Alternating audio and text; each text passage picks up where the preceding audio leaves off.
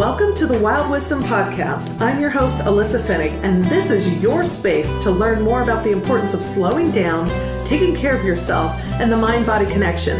And most importantly, how to reclaim your health by listening to your body's innate wisdom and reconnecting with the earth.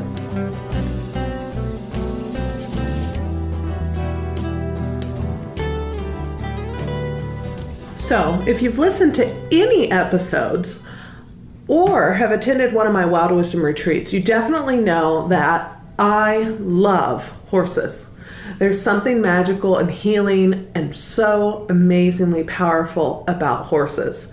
And it's one of the reasons why I include things like healing with horses as part of my retreats, why I interview guests like I have today about the healing power of horses, because sometimes when we're on our healing journey, we try to do it ourselves. We need guides, and sometimes a human guide is not exactly what we need. We need an animal guide, a guide that doesn't judge us, a guide that will help encourage us without saying anything at all and help us heal and open our hearts. I've had this experience myself, and horses can be those guides. Sometimes we've had so much pain that it's hard to access places. And so having a guide is helpful.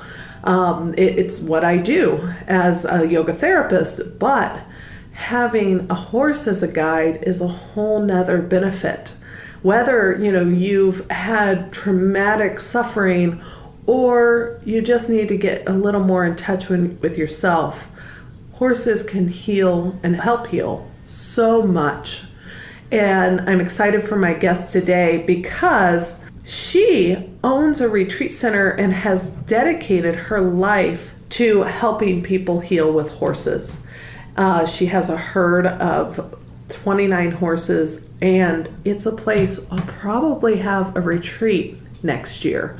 So look out for that. But she shares her wisdom and how she got into all of this, and I'm excited to share all of that with you. And one thing before I dive in, I mentioned my retreats, and my next one is in Indiana. It's in Selma, Indiana, about an hour northeast of Indianapolis. It's May 28th through 31st, so the weekend after Memorial Day weekend, not the same weekend. And it's at this beautiful retreat center called Oakwood Center. And it's surrounded by the woods, but open prairies and lots of hiking available or just being in nature. Lots of organic farm-to-table cuisine, some of it from the gardens they have there on site.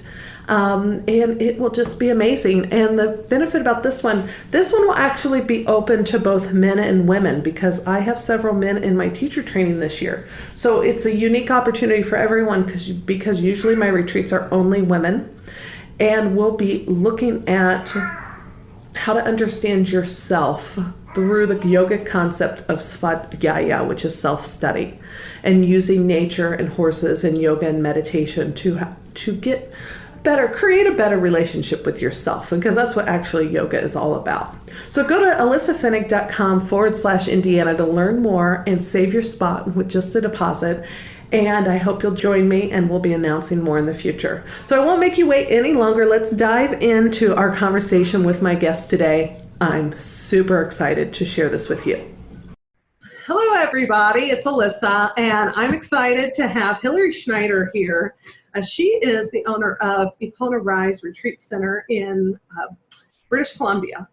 And I happened across it because of Instagram, actually, and some other people I follow.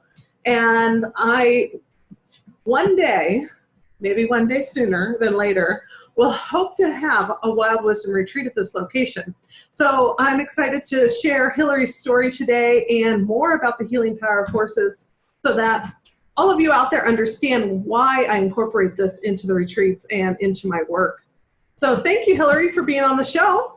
What a lot of our listeners like is to hear about kind of the story of how you got into the work. And maybe you can start with introducing more about yourself, and what you've created, and then maybe discuss the story behind that.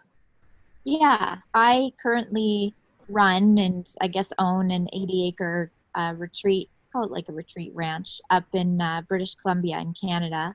And I have a herd of 29 former rescue horses. So as part of my, work with horses, I give horses homes. So our herd is a herd of rescues. And out of this center, I run retreats myself where I partner with the horses and sort of my horse medicine retreats. And then I also rent my space out to other people looking to host retreats or other gatherings out of my space. And, the horses become sort of a offering or an addition to what people want to have as part of their experience on the land. It's a pretty beautiful, I'm in a valley up the mountains surrounded by thousands of acres of crown land, which is just that it's owned by the government. So it's forest. So it's pretty beautiful. And the horses are probably on 50 acres of that. So my horses sort of live as close to as they would in the wild as possible. Part of my work is I run this retreat center and I run retreats. And of course, I have my online practice as well, where I do mentorship for other women entrepreneurs. And then also I do training for other women, or not just women, but for people that are called to journey with horses. So that's a little bit about where I am and the space and, where I'm situated and the Yeah, what explanation. kind of led you to get into all of this? Because you know very well that what you do and what you offer is very unique. Yes. And I know here in Indiana, you don't find this. And so what you've created, like it's calling to people because it's also very unique. You find typical equestrian things, barns and that sort of stuff. Or you might find the therapeutic working with horses for more Yeah. therapy use, autism and other different therapies, or hippotherapy, but not necessarily more this mind-body coaching or healing, especially Yeah. men and women. But my audience is primarily women, not all women, but men and women, and why horses are so important, and just kind of sharing how you got there, and you can even dive into why, and we'll get to your story Yeah. at some point. Yeah. Yeah. So I guess it starts pretty early in terms of in my childhood. And I didn't grow up on a farm. I didn't have horses growing up, but like many little girls, there was this fascination with horses, and I was fortunate enough to spend my summers at riding camps. But I think one of the things that I started to notice sort of early on with horses was there was something special about being around them. And I think that the way that I would describe them was I felt like I came home with horses. Like there was a part of, and I might not have had that language as a kid, but it was like I felt like myself. And I wasn't so much, obsessed about riding. It was more about being with horses. So I guess I recognized there was a familiarity or an exchange that was happening that felt magical. And also I felt seen and I think accepted with them. And I was a sensitive kid. I was a bit of a loner. I didn't relate to same things as kids my own age. And I think I found with horses that it was the one place that I felt connected to myself and I was seen for that. Mm. And and so I really appreciated, I guess, the experience of just being around them. I think I recognized from a young age that there's something special that is present here. And in regards to, I guess I was sort of always this kid that was kind of obsessed with this concept of purpose. I think even before I understood what it meant. And horses to me felt like they were integrated in that to some degree. I didn't know how, but I knew that there was something around horses in my path that were meant to intersect. And so I ended up going to college to be a horse breeder and working in the horse breeding industry. And, same thing, I would, have these experiences. I think what I discovered was I would just hang out in fields with horses and stuff would happen that felt sort of like, it was sort of like this very mythical, like, I don't even know how to explain what's happening right now, but something is happening and there's an exchange happening and there's a communication happening. And it was a place where I found answers and clarity and understanding of myself and my journey. And I think working in the breeding industry, I discovered that this wasn't sort of what I wanted to do with horses ultimately. And I remember sort of thinking, I want to do something with horses that is honoring of the horse and of people. But I didn't know this sort of career existed. And, that was back in 2005. And I was like 22 years old. And then I went to do training to be a coach because I wanted to do something fulfilling and, have a positive impact, and I think help other people in their journey of self-discovery. And all I could talk about was horses and how much I missed horses. And there was a woman in my training that said, well, I saw this thing of these women that are doing coaching with horses. And that was in 2006. And I was like, well, what do you mean? And so that was sort of my first introduction. And then I read the book, The Tao of Equus by Linda Kohanov. And it was sort of like this woman has just put into words and consciousness what I've been experiencing with horses my entire life. And so it was like, okay, this is the thing, where I can sort of have a space where I can share what I have always felt with horses for other people that are seeking, that place of self-awareness and understanding. And, I sort of look at horses become this access and this gateway to our own wisdom. And I think in places in our life when we need to access that, I think they provide a really powerful space to do that. And that was in 2006. So I spent about 3 years getting training, and then I kind of went out and, was doing horse sessions on the side. And in 2012, I sort of felt, okay, it's time for me to have my own space. I've always wanted to have a place where people can come and I can have my own herd and share my programs. I think the other thing I also wanted to create was the way that I was taught to do this work is very different from how I do it. And I think that I've sort of gone back to when I was a young girl and, growing up in my teens and 20s, and I didn't have horses. And so I would volunteer at these places and I would just sit in fields with horses and just the organics of just being with horses. And I think really allowing the horses to be that messenger. I wanted to create something that was as organic as that and sort of be the interpreter, I guess, for that space. And then on the flip side, I think in terms of the horse piece, and part of it is advocacy, I think, for me around horses. I wanted to create an environment where, and I started to discover this in terms of, I talk about horse medicine, is that horses, and I believe this for us too, we all have our unique medicine that we share, and my horses do as well. And I wanted to create a space where horses have the opportunity to be seen that way. As teachers. And so, like I said, with a lot of my horses are former rescues. And that was something that came from seeing in the horse industry what happens to horses when they're not rideable anymore. And so, I wanted to give a space where they're witnessed and seen as a teacher. And I think the metaphor is us witnessing ourselves in a different way because we do the same thing to us. And then putting a big emphasis on, horses. I think what's so amazing about them, they are really intuitive, spiritual, and they're prey animals. And, part of, I think, the things that I like to speak to is that duality of, being a prey animal and being this kind of like, especially I think for women, especially, we kind of connect to horses as an archetype and a symbolism and sort of this mythical and magical space. But they're sensitive in their nature as prey, and they respond to us with what energy we're bringing into their environment because they have to for survival. And sometimes for us, when we're journeying through something, we don't always completely connect to what's happening in the underbelly of it or what's driving it or what are the answers to it. And so horses are picking up and responding to that. And I think horses are, unlike us, they don't have an ego, they don't have a bias, they don't have an agenda.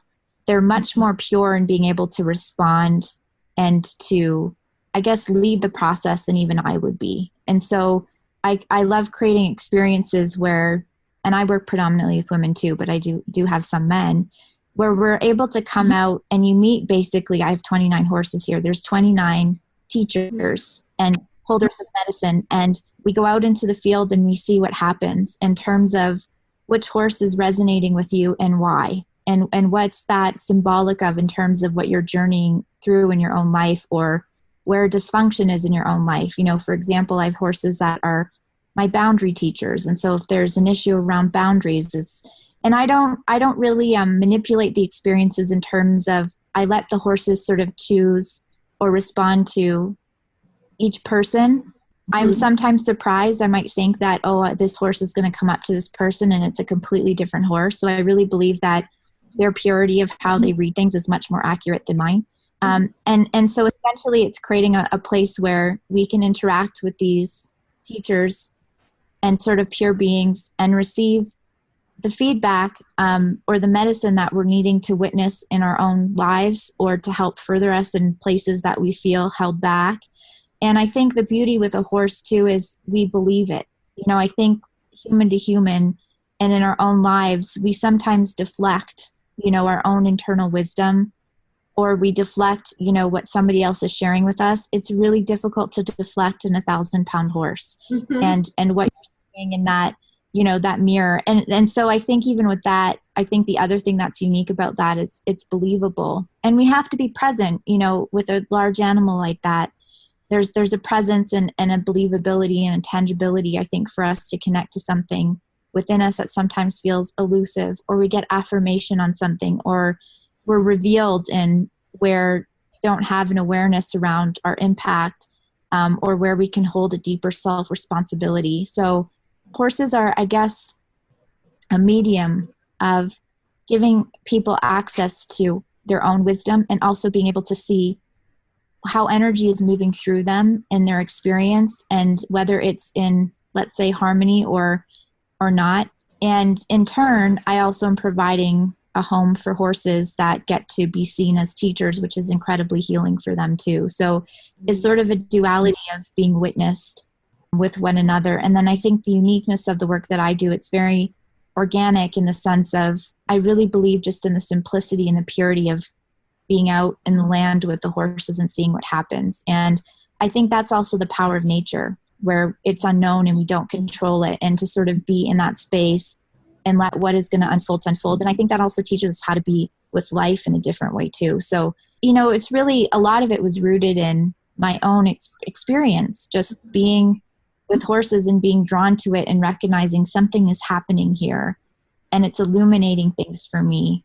And this is really special. And I want to be able to have a place where other people can experience this, because we find places in ourselves that we can't always access, I think, in the busyness of our world, that we can get with horses. And I'm biased, of course, but I don't think there's anything that compares to, what we see and the feedback we get there. One of the things I say to people is we can't completely and accurately trust the feedback from other humans or ourselves, because there's so much baggage there and filters, and we're not always aware. But with horses, you don't have to worry about that, because that doesn't exist. So I think in terms of, going deeper and being more vulnerable and sort of getting through the layers of where we protect, we're able to just go there and receive, because none of that other stuff is there. And we can trust that feedback, which I think is helpful in terms of our own self-growth, and also, again, receiving information that sometimes even is difficult for us to see about ourselves, right? Like there's healing stuff too, but also I think the thing with horses is it really allows us to see how we're directing our life, and maybe where we're not being as efficient, or where we're in our dysfunction around things that we don't even know. And again, sometimes it's hard, when we're doing self-reflection, it's not always easy to see that. I think horses give us a way to see that in a way that we can receive and process and then shift. Mm-hmm. So that's a little bit of sort of that space and the work and kind of where I started with it. Yeah, that's beautiful. Thank you, Hillary, for sharing that. And it resonates with me so much because, like I mentioned, it's sometimes challenging to find people who understand this side, because what you're explaining is exactly what I understand.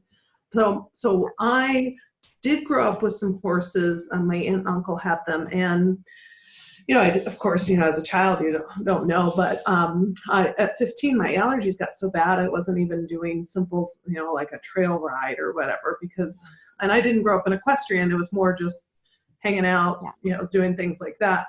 And so I just stopped being around them for like 20 years. And it was actually through somebody I knew and thinking about some things for my dog, because she was abused as a puppy. So doing some behavior and trauma therapy for her, I was introduced to a friend of mine, Wendy, who owns a ranch in Indiana, her heritage is Lakota Sioux and Bulgarian. And so her cousin, I met her for coffee once, and we happened to have the conversation about my dog, and she goes, "Oh, my cousin's a dog and horse whisperer. You got to go see her." And I was like, "Okay." And so I took my dog, and she, of course, trained me. And and so now after years of doing that, just understanding the energetic dynamics. But then, of course, she has 7 horses and 2 ponies on her ranch, and I've gotten to know the herd over years. But I brought my niece out, and my niece is 15, almost 16, but I brought her out when she was 12 just to see what we were doing, getting her out of the house. And my niece was going through some depression, and as soon as my niece got there, whatever the attention, everything she's holding on to, my dog flipped out. And my dog loves my niece, but she flipped out just having that energy there. Yeah. And my friend noticed it, I noticed it, and my friend said, why don't you come back and work with the horses? And so I took her almost every week for probably a year, and I was on the other side. We're grooming horses, we're cleaning hooves, we're just being with them rather than any kind of, doing some, we do some things, and then I went for sessions myself. I was like, I need to be around horses. Like, I love them. And, but watching my niece's confidence grow and then continuing going there, because there was also just, and I'm sure you have this kind of vibe at your place, this serenity because it was out in nature. Yeah. And the horses and she keeps them like you do, as wild as possible.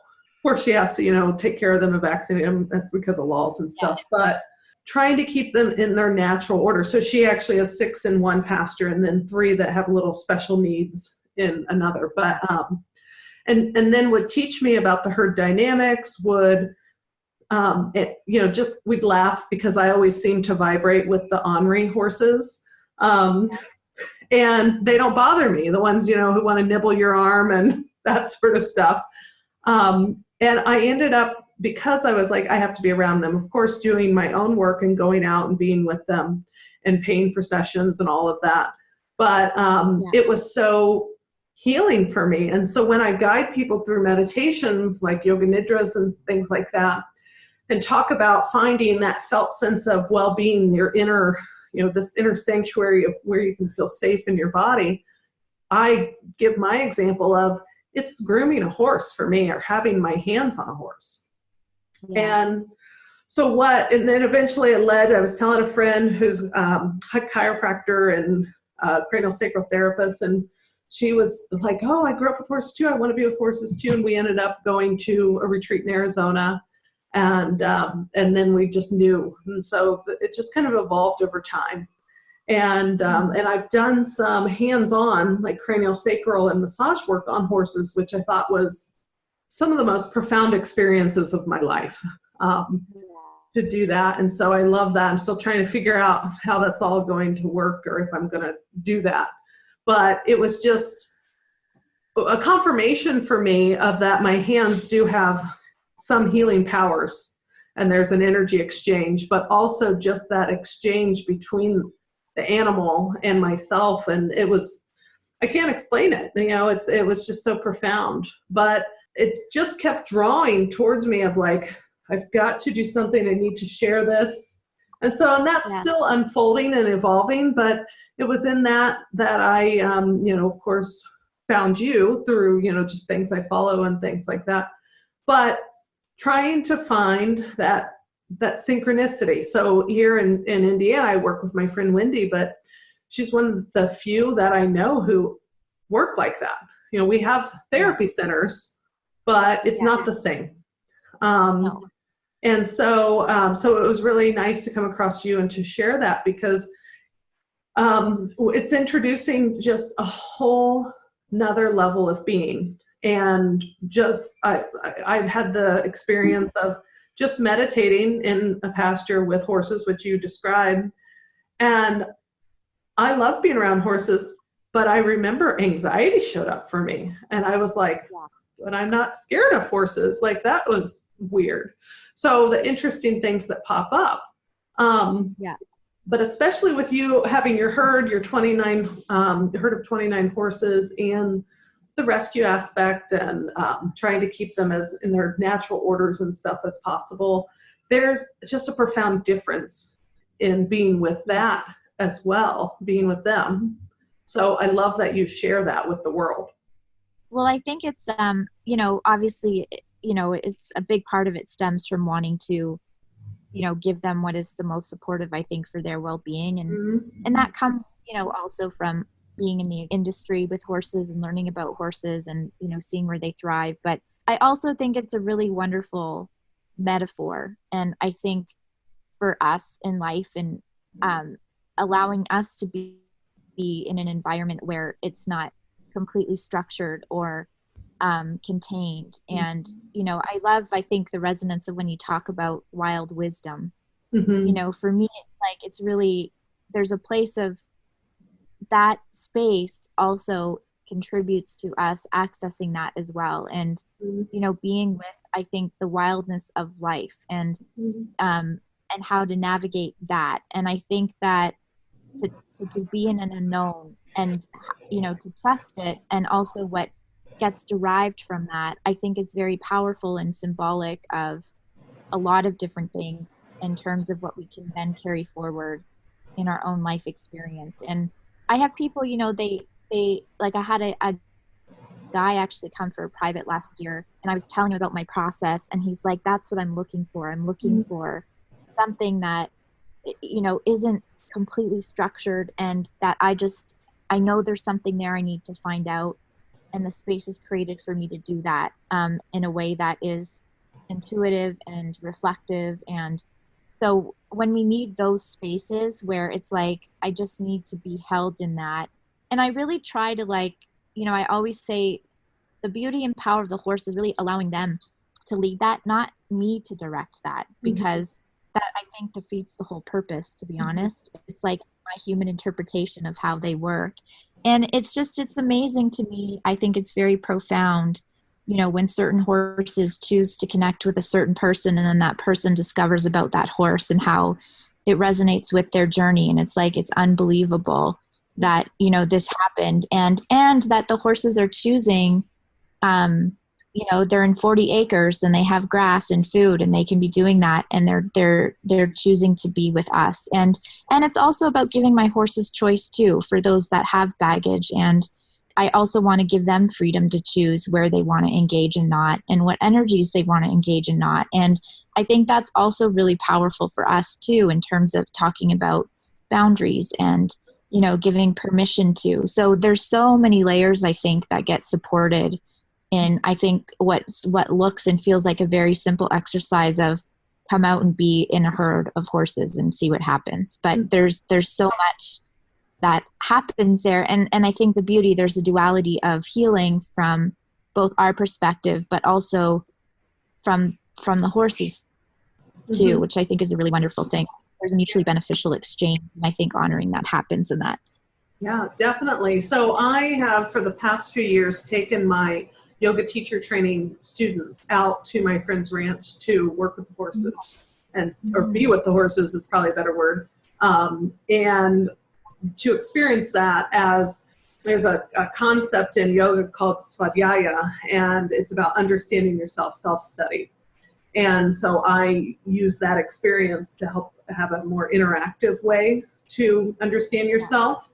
And it's always interesting because I know the herd now, and there is something really awesome when you know the herd too.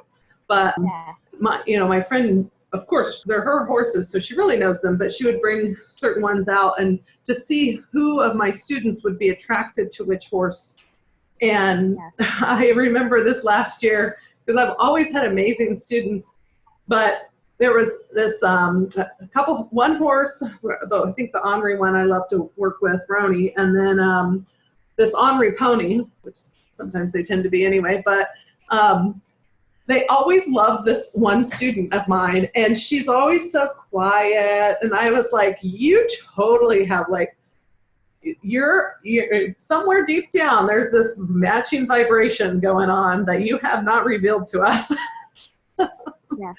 And it was just interesting to watch, and they just love the experience, and love, even people who have been fearful of horses, that of course nobody gets pushed to do anything they don't want to, but just watching the interaction or understanding some of that And in fact, if you're willing to, because I'm sure you've worked with this, when there's a fear of horses, because I understand the whole mind body connection and different emotions relate to different things, I say, well, you might want to investigate some other fears, some other deeper fears and why they're there.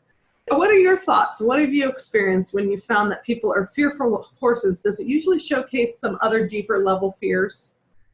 Well, yes, and to be honest, what I tell people is you should be afraid of horses. Well, yeah, And part sure. of well, yeah, and part of that I think is, and this is part of going into, I think, the conversation of there is a fear that is an authentic emotion. Mm-hmm. There's a difference between false emotion appearing real and real fear. Mm-hmm. And for people where they come and they have no idea how to be around horses, and horses are a very large animal, and they can do you damage. I got trampled by a horse. A horse could kill you. Mm-hmm. So that is a valid fear. And so part of, I think, what I actually tell to them is you're right to be afraid, which shocks people that I say that. Mm-hmm. And the explanation is that is an unknown, and that is a very large, unpredictable animal that you have no idea how to safely be around. And so a part of my process is actually, setting up of how do we safely be with horses, so that fear, that saying I'm afraid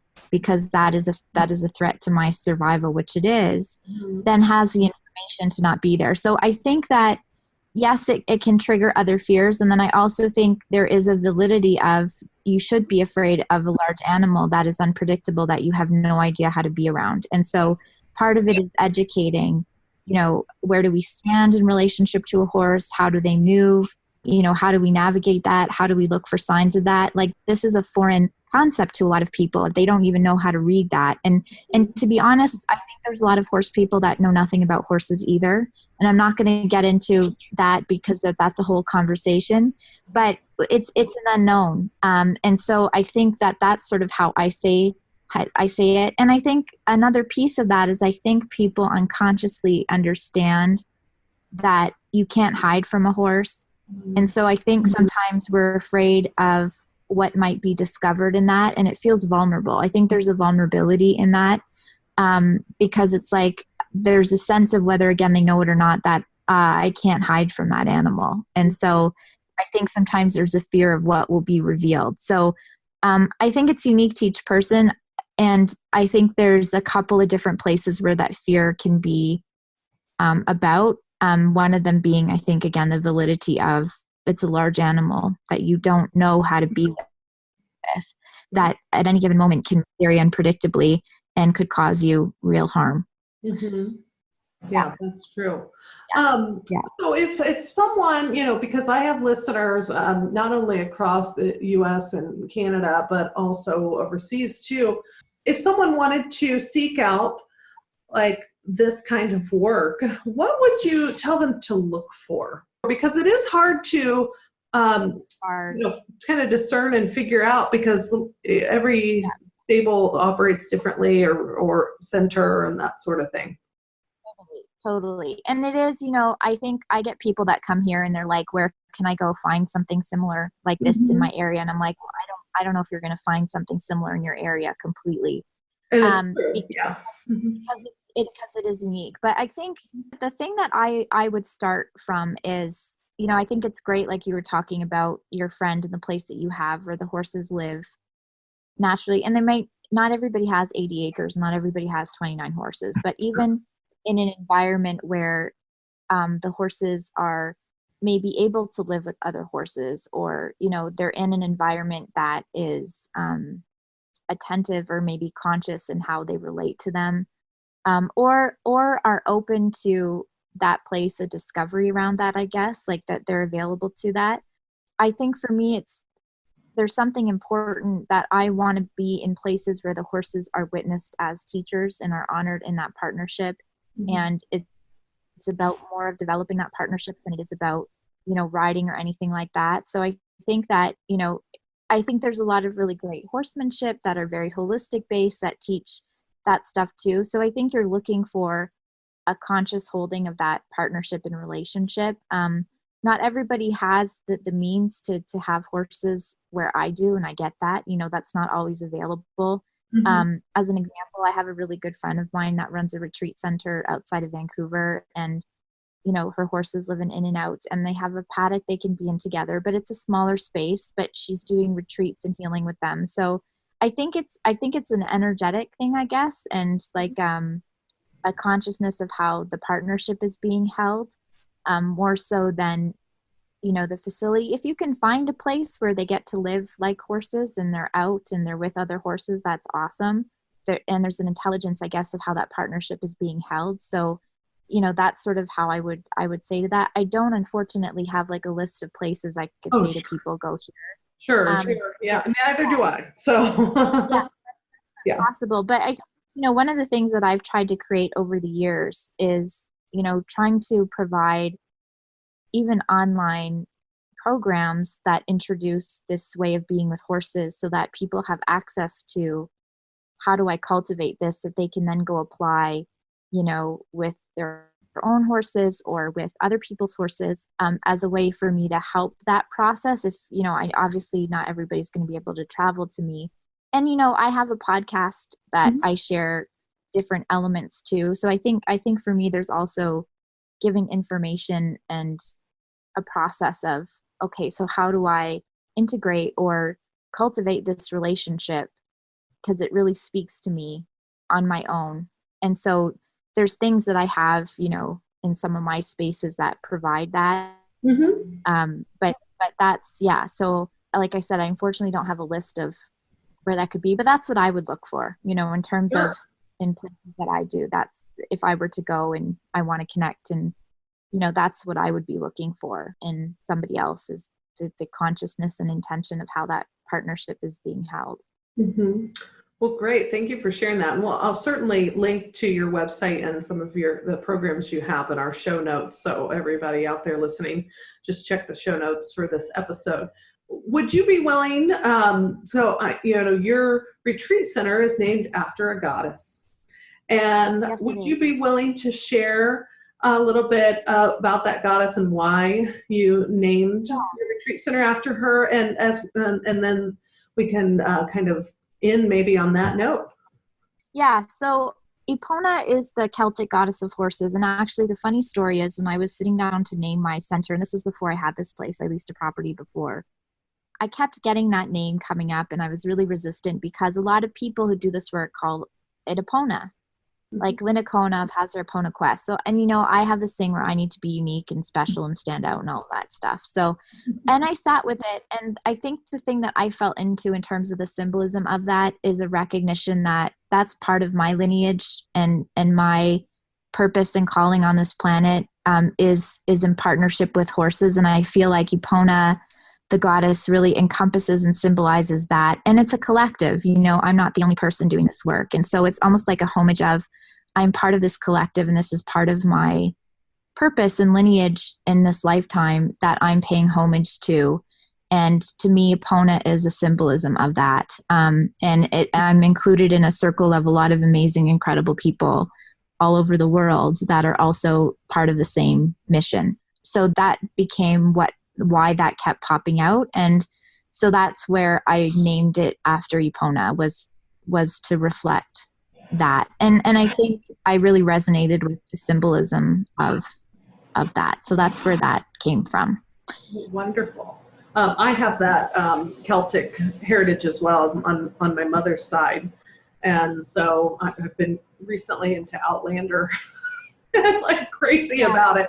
And because it's all like the things that I love. So I was like, how something have everything I love in it. So I Yeah. totally understand and get that. Is there anything you'd like to share before we kind of wrap up, Hillary? Um, no, I think that that's it. And I think obviously, for people that are interested in finding me, they'll get that, through what you're sharing. And it's a worthy calling to explore. I think if the space of horses is moving and calling to you to explore that, and there's a lot of different places that could be, hitting for you. And it's really an exciting, deep journey to follow. So I would love to, if anyone is moved to go deeper with that, to support that process however I can. Well, great. Well, and I'll link to your podcast as well. So Hillary has a podcast called Women Who Run with Horses, which I love. And so we'll link to all of that in the show notes. And I appreciate you being on the show and sharing your wisdom and all about horses, because it's an important part of my life and something that I feel it's important to share, and why one of the reasons I have this podcast. So I appreciate you being on the show and taking your time out today. So I want to hear from you. What did you think of today's topic? Direct message me on Instagram or Facebook, or better yet, join the Wild Wisdom Collective, my free Facebook group, and chime in on the discussion. I look forward to hearing your thoughts and insight. And if you love what you're hearing, please take a moment to click the button on your smartphone to subscribe. Or better yet, write a review and tell me why you love tuning in. And maybe you'll be featured in our listener spotlight on a future episode. I cannot wait to see you again, same time, same place next week. Wild blessings.